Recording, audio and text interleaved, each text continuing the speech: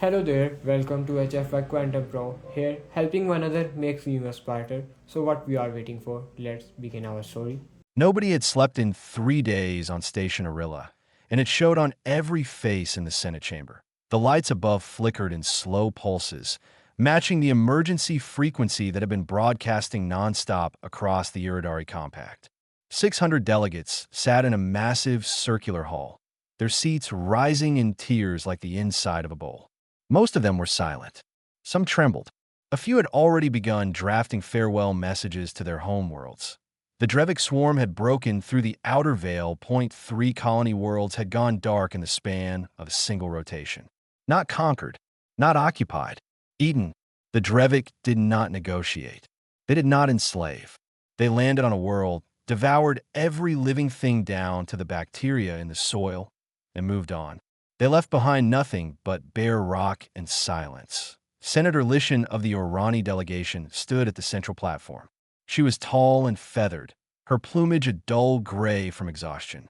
Her voice, usually musical and calm, cracked when she spoke. "We have no more time for debate," she said. "Total mobilization. Every member species, every world, everything we have, or we lose everything we are." The vote passed in under a minute. No opposition, no abstentions. For the first time in 3,000 years of compact history, every species was ordered to contribute military forces without exception in a small archive room 3 floors below the Senate chamber. A junior archivist named Finney heard the announcement through her earpiece and nearly dropped her data tablet. She was Irani like Lishan, but younger and smaller, with bright orange feathers that she kept nervously smoothing down. Her job was simple: go through the species registry and flag any world that had not yet been contacted for military contribution. That IT was boring work. Most of the registry was well documented. Hundreds of species neatly cataloged with full military assessments and contribution quotas. Finney moved through them quickly, checking boxes confirming data.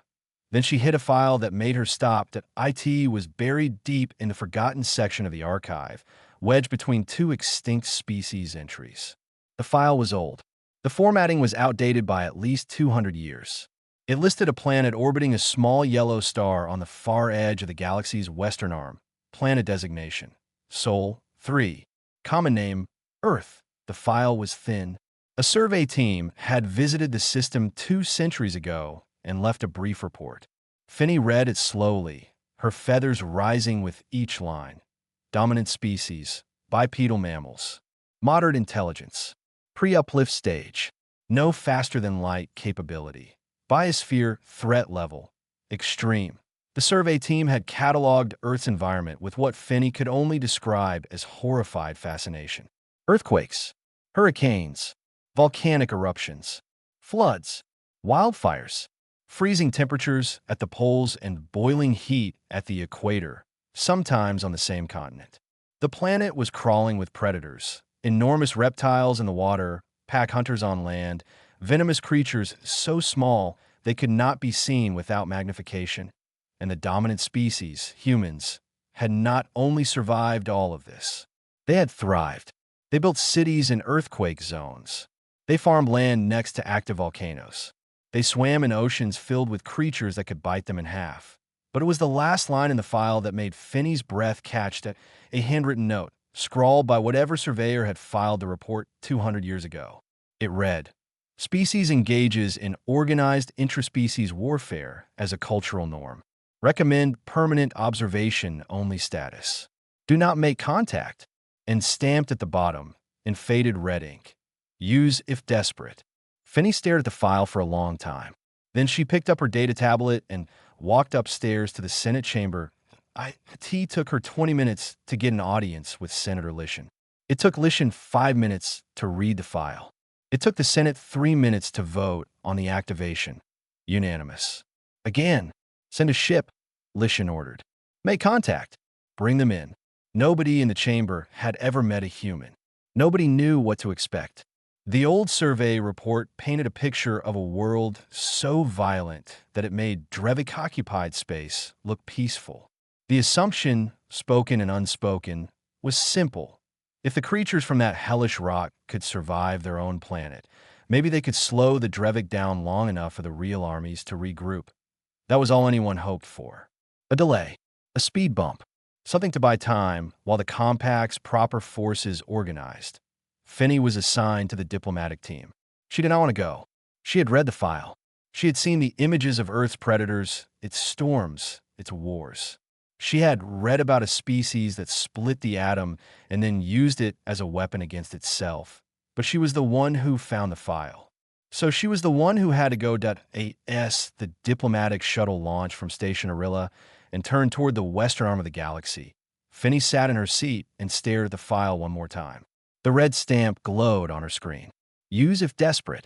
She closed the file and whispered to herself, "We are desperate." The shuttle jumped to light speed, and the stars became lines. And somewhere on the other side of the galaxy, a small blue planet kept spinning in the dark, completely unaware that it had just been called to war. The flies were the first problem. Ambassador Dorith had 4 compound eyes, each one the size of a dinner plate, and every single one of them was under attack by small buzzing insects the moment he stepped off the shuttle. He waved his long segmented arms wildly, making a sound somewhere between a hiss and a scream, while Finney pressed herself flat against the shuttle's hull and tried not to breathe. They had landed in the wrong place. The navigation system had malfunctioned during atmospheric entry. Instead of arriving at one of Earth's major population centers, the shuttle had come down hard in the middle of a flat, sun-blasted landscape full of red dirt and dry grass. The heat was immediate and crushing. Finney's feathers went damp within seconds. Dorith, a Volari built for cool, underground environments, looked like he was about to collapse. "Where are we?" Dorith gasped, swatting at the flies. Finney checked her tablet. "A landmass called Australia. Southern Hemisphere. Sparsely populated. Is it always this hot?" "The file says this is considered mild for this region." Dorith made a low, clicking noise of distress. They had expected to find primitive settlements. Mud huts, perhaps. Simple agriculture. The survey file was 200 years old, after all, and the humans had been rated as pre-uplift. What they found instead was a long dirt road, a metal fence stretching to the horizon, and a large wooden house with a corrugated iron roof. Beside it sat several wheeled vehicles and a machine Finney could not identify. A herd of large 4-legged animals stood in a nearby field. Watching them with dull eyes, a woman walked out of the house. She was average height by human standards, which meant she was taller than Finney and shorter than Dorith. Her skin was brown and weathered from the sun. Her dark hair was pulled back tight. She wore heavy boots, practical clothing, and carried a metal cup in one hand. She stopped at the edge of her porch, looked at the 2 aliens standing beside a crashed shuttle in her paddock, and took a long sip from her cup. "You right?" she said. Dorith froze. His diplomatic training had prepared him for dozens of first contact scenarios. None of them included a woman in dusty boots, casually drinking from a cup, and asking if he was okay. "I am Ambassador Dorith of the Iridari Compact," he said, his translation device converting the words into the local language. "We come in peace and with urgent purpose." The woman nodded slowly. "Breda Calloway. This is my station. You've landed on my north paddock." She looked at the shuttle. "That thing gonna leak anything into my soil?" Finney checked the shuttle systems. "No, the fuel cells are sealed." "Good." Breda took another sip. "Come inside then. You both look like you're about to drop." Inside the house, it was cooler. A teenage boy sat at a table eating bread with something spread on it. He looked up, saw the 2 aliens, and his eyes went wide. "Ludo, get 2 more glasses of water," Breda said calmly. "Mum, there's aliens in our kitchen." "I can see that. Water. Now." Ludo got the water. Finney drank hers gratefully. Dorith held his glass and stared at it as if it might bite him. Breda sat down across from them and folded her arms. "So, what's the urgent purpose?" Dorith collected himself. He explained it all. The Iridari Compact, the Drevik Swarm, the 3 worlds devoured, the total mobilization order, and finally the file. The old survey, the stamp that read, "Use if desperate." Breda listened without interrupting. When Dorith finished, the kitchen was silent except for the hum of a cooling machine in the corner. "So you're saying Breda said slowly, that there's a galaxy full of aliens out there, you're losing a war, and you came to us because you've run out of options. That is an accurate summary. Yes, Dorothy said. Breda looked at Ludo. Ludo looked back at her. Something passed between them that Finny could not read. Well, Breda said, standing up. I suppose somebody better call Canberra. What happened next moved faster than Finny thought possible. Within 12 hours, Breda's phone call had reached the Australian government. Within 24 hours, every government on Earth knew. Within 48 hours, the United Nations held an emergency session. Within 72 hours, the world had its answer. The humans were not afraid. They were arguing about who got to go first. Military volunteers flooded recruitment stations on every continent. Engineers tore into the shuttle's drive system and began reverse engineering it before the aliens even offered the schematics. Linguists decrypted the compact's communication protocols in 2 days. Weapons designers asked for data on the Drevic's biology and started sketching plans within hours. Finny watched all of this from temporary quarters set up at a military base. She wrote her report carefully, checking every word. The humans did not ask if the war could be won. They did not ask about survival odds. They did not negotiate payment or terms. They asked one question, repeated in 100 languages across every nation. Where is the enemy? She transmitted the report to Station Arilla and sat back in her chair. Outside the window, she could see rows of human soldiers running drills in the midday heat, shouting and laughing as if they were going to a game instead of a war. She added one final note to her file. Recommendation: reclassify Earth immediately. This species is not pre-uplift. They were simply waiting for a reason. The transport ship smelled like sweat, boot polish, and something spicy that the Valari crew could not identify. 40,000 human soldiers sat packed into a carrier that was designed for 20,000 Irani, which meant the humans fit just fine because they were twice the size. They filled every corridor, every hold, every open space. They sat on crates, leaned against walls, and sprawled across floors with their packs as pillows, and they were loud. Colonel Riva Okonkwo walked through the main hold, stepping over legs and ducking under arms. She was a compact woman with short-cropped hair, sharp eyes, and a voice that could cut through a thunderstorm. She had served in 3 conflict zones on Earth before the age of 35, and she walked with the kind of calm that only came from having been shot at and deciding it was not a good enough reason to stop moving. Her force was called the Terran Auxiliary Corps. 40,000 soldiers drawn from every nation on Earth. They had been given 2 weeks of orientation on alien technology, a crash course in Drevic biology, and transport off-world. It was not enough preparation by any standard, but humans had never waited until they were ready. They just went. The transport docked at the staging world of Pelura, a gray planet covered in military installations and supply depots.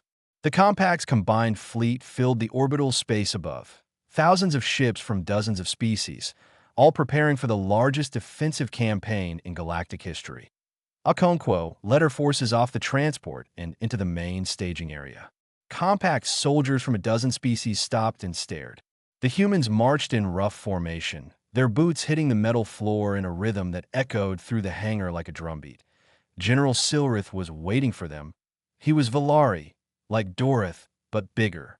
His exoskeleton was dark and polished, and his 4 arms were folded across his chest in a posture that Okonkwo immediately recognized as disapproval. She had seen that posture on generals before. Different species, same attitude. Colonel Okonkwo, Silrith said through his translator. Your forces are smaller than expected. 40,000 is what we brought, Okonkwo replied. It's what you'll get. Silrith's compound eyes shifted. Your species has no space combat experience. No energy weapons training. No familiarity with Drevic tactics. We learned fast. Silrith made a clicking sound that the translator did not bother converting. He handed Okonkwo a datapad. Your assignment: the agri-world of Deneva. The Drevic Vanguard is expected to arrive in 4 days. You will hold the planet until the main fleet can reposition. Okonkwo read the file. Deneva was a farming world.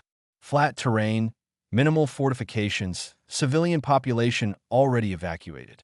The compact's tactical models gave the planet a 0% chance of successful defense. She looked up at Silrith. "You're sending us to die." Silrith did not deny it. "I'm sending you where you are needed. You're sending us where you think we won't be missed." Silence hung between them. Silrith's arms tightened. Okonkwo held his gaze without blinking. "We'll take the assignment," she said.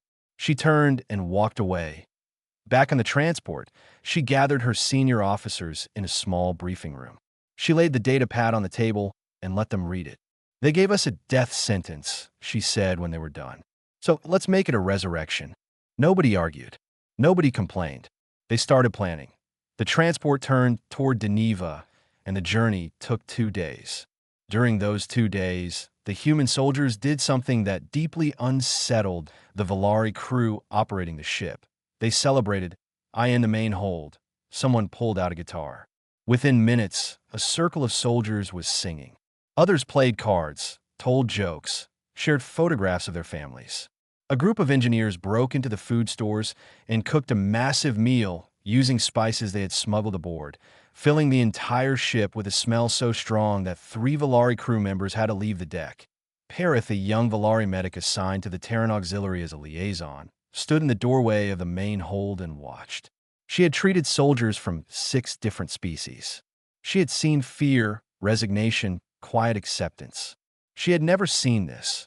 She approached a human sergeant who was dealing cards. "You are going to a battle you are not expected to survive," Perith said carefully. "Why are you celebrating?" The sergeant looked up at her and grinned. "Because we're still alive right now, and the food's good. And my buddy here can't play cards to save his life. So, I'm about to win his dessert ration. But tomorrow you may die." "Sure, but that's tomorrow. Tonight I got cards and bad singing, and whatever that smell is coming from the kitchen." He held up a card. "You want in?" Perith did not know how to play. She sat down anyway. By the time the transport reached Deneva, she had lost 7 hands, learned 4 human songs, and eaten something called curry that made her entire body feel like it was on fire. She also understood something that General Silrith did not. These humans were not cannon fodder. They were not frightened animals being thrown at a wall. They knew exactly what was coming. They had read the odds, understood the math, and decided that the math was wrong as the transport broke through Denevia's atmosphere and the flat, golden farmland spread out below them. Perith heard Colonel Okonkwo's voice come over the intercom. "Listen up. They think we're a speed bump. Let's be a wall." 40,000 humans cheered so loud the ship shook. The Drevik came from the sky like black rain. They fell in clusters, thousands at a time, their bodies wrapped in hardened shells that cracked open on impact and released creatures that moved like nightmares.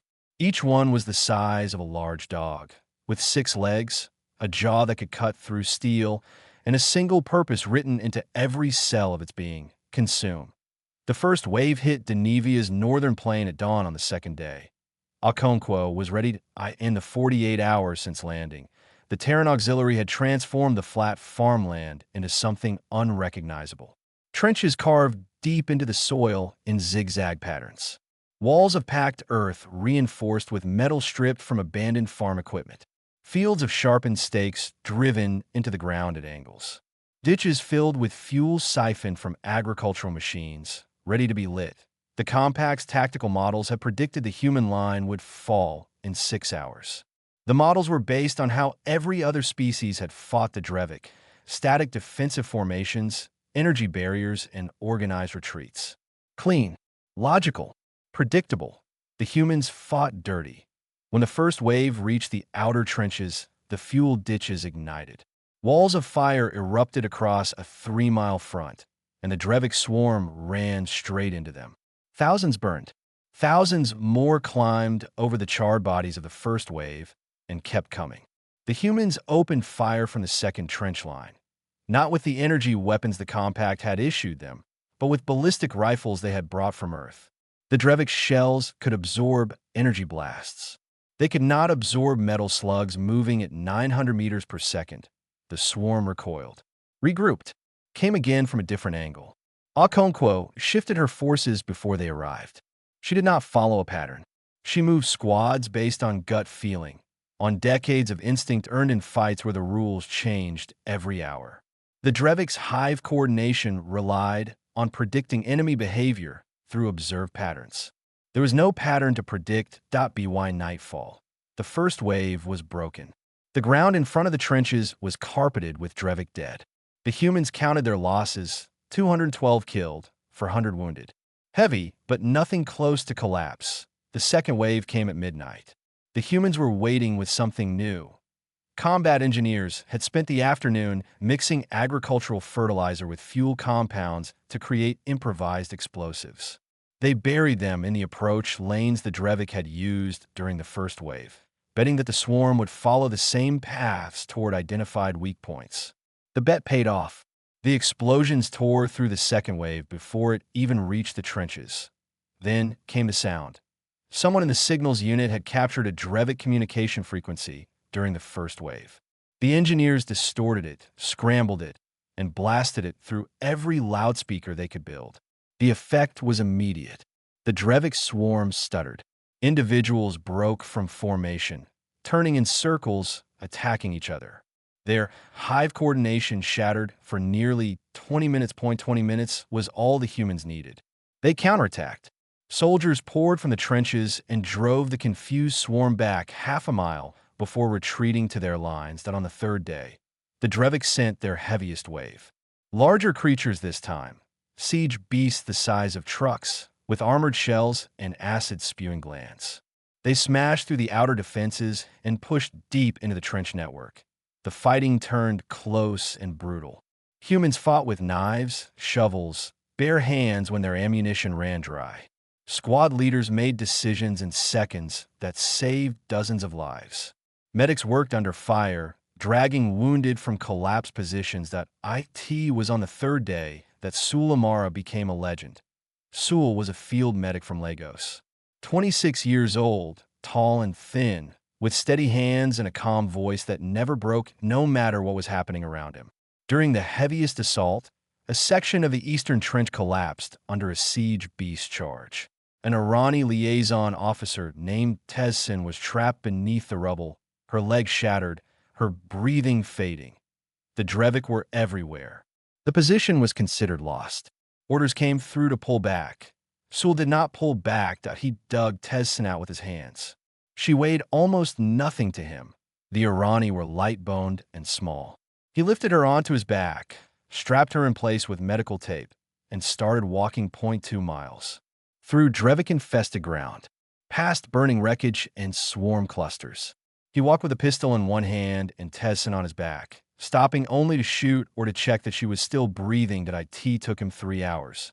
When he reached the rear aid station, he set Tezsin down gently, checked her vitals, and went back out. Tezsin survived. When she woke up later and was told what happened, she asked Finney to find the medic who carried her. Finney brought Sul to the medical tent. "Why?" Tezsin asked. "Why did you come back for me?" Sul looked at her with tired eyes. "You were still breathing. That's enough reason." Finney recorded everything. She transmitted the footage to Station Arilla. The burning trenches, the improvised explosions, the sound weapons, and a human medic carrying an alien soldier through a war zone because she was still breathing. The Senate watched in silence. The humans were not just surviving Geneva. They were winning it. And across the compact, for the first time since the Drevic had broken through the outer veil, people began to believe that this war could be won. Not because of technology, not because of numbers, because of a species that refused to leave anyone behind. The word spread the way fire spreads through dry grass. Fast, hot, and impossible to stop, Geneva held. The planet that every compact strategist had written off, the world assigned to an untested species as a burial ground, was still standing. And not just standing. The Drevic had been pushed back. Their vanguard was shattered. Their swarm coordination was broken by a trick involving loudspeakers and scrambled signals. The footage Finney transmitted from the surface played on every screen across the compact. Citizens who had spent weeks preparing for the end of their civilizations watched humans pull wounded aliens from rubble, build walls out of dirt and scrap metal, and charge into swarms with weapons that ran on gunpowder. A chemical propellant so primitive that most compact species had skipped past it entirely in their technological development. The humans had brought it to a galactic war, and it worked. General Silrith received the battle reports in his command center on Pellara. He read them 3 times. Then he deleted his earlier assessment of the Terran auxiliary from the record and replaced it with a single line: reassign additional human units to frontline sectors immediately. Earth was happy to send more. The second wave of Terran forces arrived within 2 weeks. Another 60,000 soldiers, plus something the Compact had not asked for and did not expect. Engineers, doctors, builders, logistics specialists, agricultural experts, communication technicians. The humans did not just come to fight. They came to fix things that on the liberated world of Deneva, human engineers rebuilt the irrigation systems that the Drevik had damaged. They got the farms running again before the Orani colonists even returned. On the staging world of Pellara, human doctors opened field hospitals that treated wounded soldiers from every species. They learned alien biology on the fly, improvising surgical techniques based on anatomy they had never seen before. When a Valari soldier came in with a cracked exoskeleton, a human surgeon used dental cement and carbon fiber to patch the shell. It was not elegant. It held on a dozen frontline worlds. Human trainers began working with Compact troops. They taught hand-to-hand combat to species that had never fought up close. They taught field medicine to medics who had only ever worked in clean hospitals. They taught improvisation to armies that had always followed rigid tactical doctrines. And they taught something that no alien had a word for. Morale. IT was not a concept that translated easily. The Compact's military doctrine was built on efficiency, calculation, and acceptable loss ratios. Soldiers fought because the math said they should. They retreated when the math said they must. Emotional state was not a factor in tactical planning. The humans changed that. Colonel Okonkwo was promoted to the Joint Command Council, the first human to hold such a position. She brought a leadership style that baffled her alien counterparts. She ate meals with enlisted soldiers instead of in the officers' quarters. She learned the names of troops from every species under her command, including the difficult Valari names that required clicking sounds her throat could not properly make. She visited the wounded after every engagement, regardless of species, and she sat with the dying when no one else would. Perith, the Valari medic who had played cards on the transport, watched all of this with growing fascination. She had been reassigned to Okonkwo's staff as a medical liaison, and she spent more time with humans now than with her own kind. One evening, after a particularly brutal skirmish on a moon called Dravet's Fall, Perith found Okonkwo sitting alone on an ammunition crate outside the command tent. The colonel was holding a small photograph, a printed image on paper, something Perith had never seen before. "Who is that?" Perith asked. "My daughter. She's 9. She is on Earth. She is on Earth. And she's the reason every soldier out here fights like the universe depends on it. Because for us, it does." Okonkwo put the photograph away. "Every human out here has someone back home. A child, a parent, a friend. We don't fight for territory or resources or strategic advantage. We fight because someone we love is counting on us to come back." Perith was quiet for a moment. Then she asked the question that had been building inside her since the transport. "How do you keep fighting when the odds are impossible?" Okonkwo looked at her and smiled.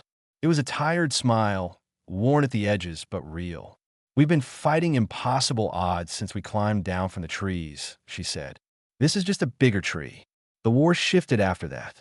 Not all at once, but steadily. The Drevik's advance slowed, then stalled, then began to fracture. Worlds that had been written off were reclaimed. Supply lines that had been cut were restored. And at the center of every major operation, there were humans fighting, building, healing, leading. The Compact had expected cannon fodder. What they got was a partner. Intelligence reports from captured Drevik territory revealed something remarkable. The swarm was confused. Their hive mind had adapted to the tactics of every species they had encountered over centuries of conquest. They had models for how Valari fought, how Orani defended, how every known species behaved under pressure. They had no model for humans. The humans did not behave like any species the Drevik had consumed before. They were unpredictable, adaptive, and driven by something the hive mind could not process.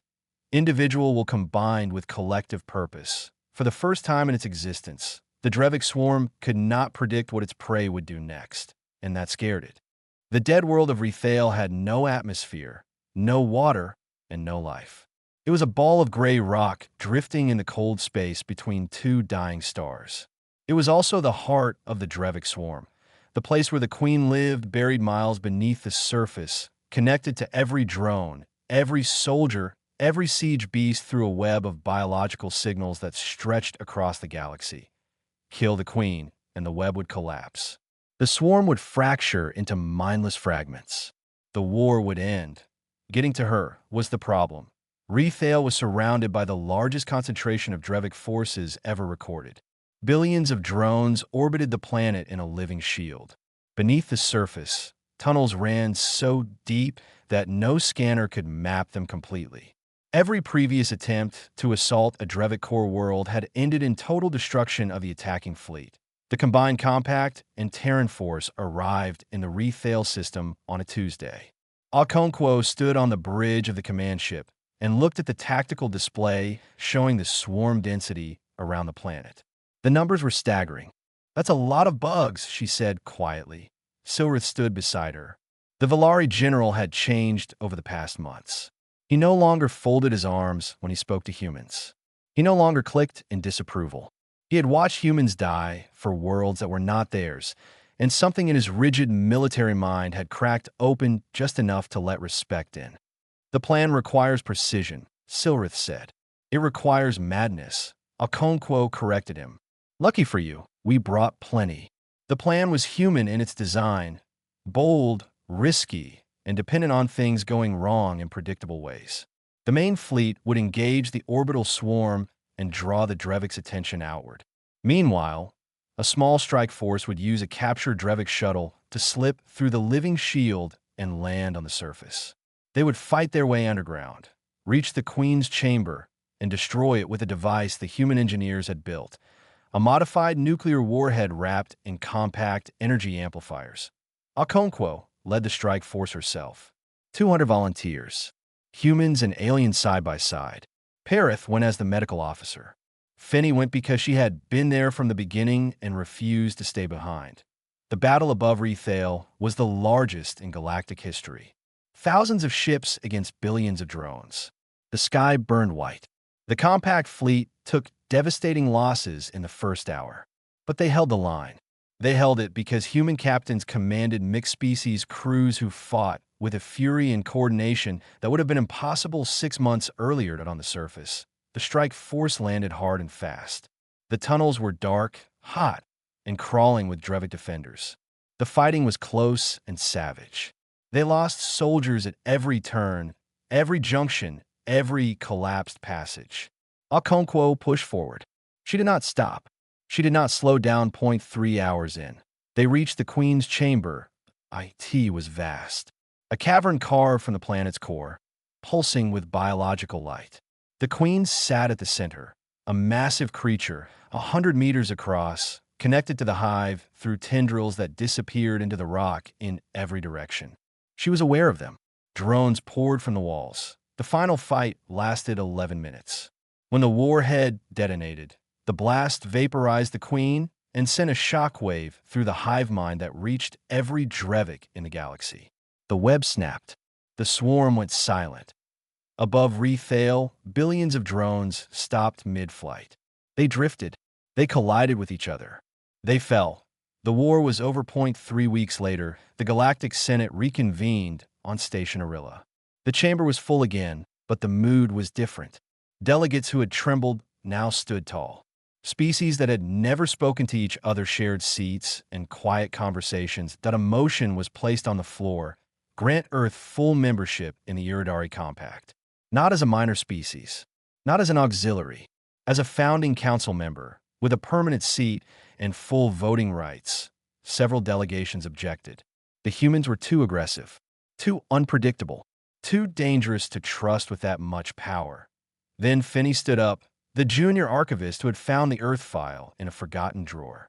The small, orange-feathered Orani who had landed in an Australian paddock and been offered water by a woman in dusty boots. She stood before 600 delegates and delivered her final report. She told them about Breda Calloway, who had not screamed at the sight of aliens, but had offered them a drink. She told them about soldiers who sang the night before a hopeless battle. She told them about Sul Amara, who carried a wounded alien 2 miles through enemy territory because she was still breathing. She told them about Okonkwo, who learned every soldier's name, who ate with the enlisted, who sat with the dying. Humans are not dangerous because of their strength, Finney said. Every species in this room has strength. Humans are dangerous because they care about things that are not them. They will bleed for a stranger. They will die for a species they met 6 months ago. That is not aggression. That is love. And it is the most powerful thing I have ever seen. The motion passed, not unanimously, but it passed. Earth was no longer filed under use if desperate. It was filed under essential. 6,000 light years away, Breda Calloway sat on her porch in the Australian outback, watching the news on a screen propped against a fence post.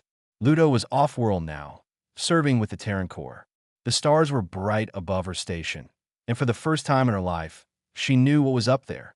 She took a sip from her cup, looked at the sky, and muttered, "About time they figured it out."